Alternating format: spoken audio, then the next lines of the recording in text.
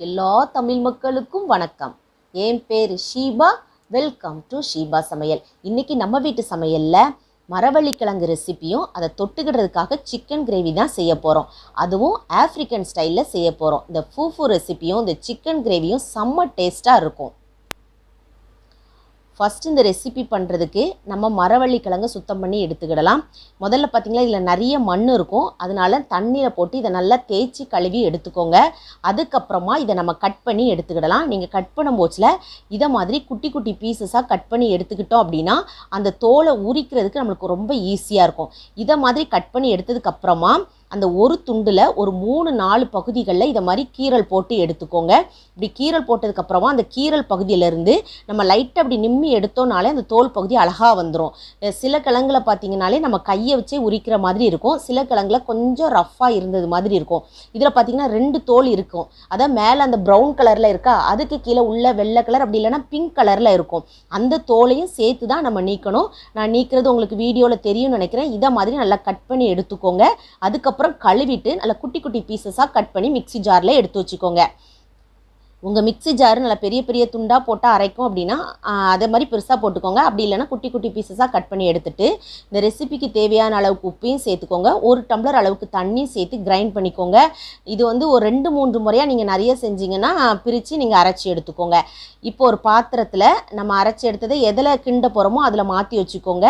முதல்ல நீங்கள் ஸ்டவ்வை ஆன் பண்ண வேண்டாம், முதல்ல ஆஃப்லேயே இருந்துட்டு நம்ம அரைச்சி வச்சது எல்லாத்தையும் சேர்த்துட்டு முதல்ல நல்லா மிக்ஸ் பண்ணி எடுத்துக்கோங்க. அதில் வந்து நீங்கள் தொட்டு டேஸ்ட்டு பாருங்கள். டேஸ்ட் பார்க்கும்போது லைட்டாக உப்பு எதுவும் கம்மியாக இருந்துச்சுன்னா இப்போவே நீங்கள் சேர்த்துக்கோங்க. கொஞ்சம் கெட்டியாக ஆரம்பிச்சிட்டு அப்படின்னா நம்ம உப்பு போட்டு அதை நல்லா ஒன்று போல் கலந்து விட முடியாது. இப்போ ஸ்டவ்வை ஆன் பண்ணிக்கோங்க, ஹை ஃப்ளேமில் இருக்கட்டும். நல்லா கலந்து விட ஆரம்பிங்க. அப்படி கொஞ்சம் கொஞ்சமாக இது கெட்டித்தன்மையாக ஆரம்பிக்கும்.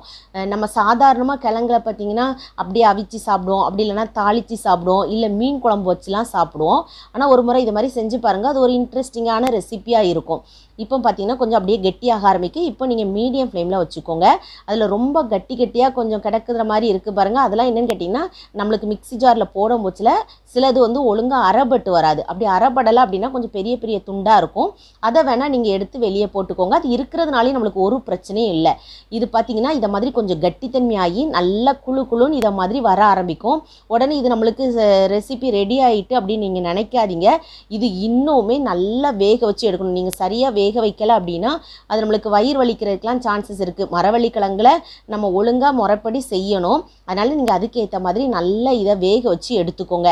இப்போவுமே உங்களுக்கு பார்த்திங்கன்னா நம்மளுக்கு இது கரெக்டாக ரெடி ஆகிட்டா அப்படின்னு பார்த்தீங்கன்னா கொஞ்சம் கையில் நீங்கள் தண்ணியை தொட்டு பார்த்தீங்கனாலே தெரியும். சரியாக வந்து அது குக் ஆகலை அப்படின்னா நம்ம கைகளில் வந்து பிசுன்னு அந்த தன்மை வந்து ஒட்டும். இப்போ பார்த்தீங்கன்னா உங்களுக்கு நல்லா அப்படி ஜவ்வு மாதிரி இழுத்து கொடுக்க ஆரம்பிக்க பாருங்கள்.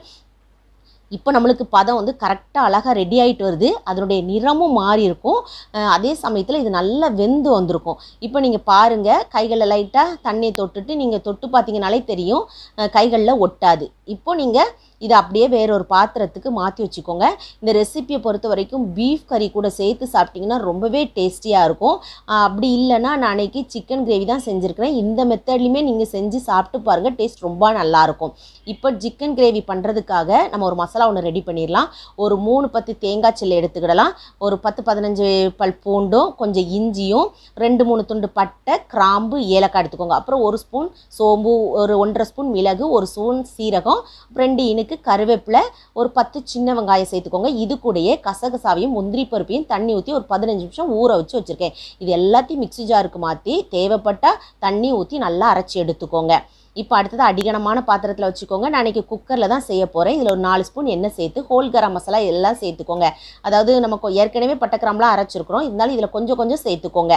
பட்டை, கிராம்பு, ஏலக்காய், அன்னாசிப்பூ, ஸ்டார் ஆனிஸ்லாம் சேர்த்துட்டு ஒரு 2 பல்லாரி, அடுத்து 2 இனுக்கு கருவேப்பிலை, வெங்காயம் வதங்குறதுக்கு தேவையான உப்பையும் போட்டு இதை நல்லா வதக்கி எடுத்துக்கோங்க. வெங்காயம் நல்லா வதங்குச்சுன்னா அந்த கிரேவினுடைய டேஸ்ட் வந்து ரொம்பவே நல்லாயிருக்கும். வெங்காயம் வதக்குனதுக்கப்புறமா நல்லா பழுத்த தக்காளி பழமாக பெரிய சைஸில் இருக்க தக்காளி பழம் 2 தக்காளி பழம் சேர்த்துருக்கேன். சேர்த்துருக்கிறேன்.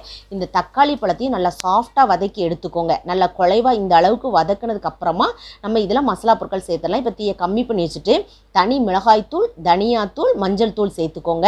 இதில் காரம் மட்டும் உங்களுக்கு தகுந்த மாதிரி கூட்டி குறைச்சி சேர்த்துக்கோங்க. ஆனால் இந்த ரெசிபிக்கு கொஞ்சம் காரம் அதிகமாக இருந்துச்சுன்னா டேஸ்ட் நல்லாயிருக்கும்.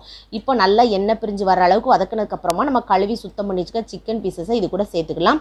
எங்கள் ஊர் சைட்லலாம் பார்த்தீங்கன்னா அப்படியே ஒரு முழு கோழியாக வாங்கினோன்னா அந்த உள்ள பார்ட்ஸ் எல்லாமே நம்மளுக்கு சேர்த்து கட் பண்ணி தருவாங்க.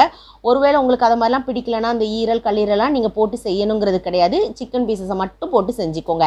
இதை நல்லா கலந்து விட்டு ஒரு மூடி போட்டு ஒரு 10 நிமிஷம் மீடியம் ஃப்ளேமில் வச்சோம் அப்படின்னா அந்த சிக்கன் பீசஸ் எல்லாம் கொஞ்சம் நிறம் மாதிரி லைட்டாக தண்ணி விட்டு வர ஆரம்பிக்கும். அதுக்கப்புறமா இதில் சிக்கன் மசாலா சேர்த்துக்கோங்க.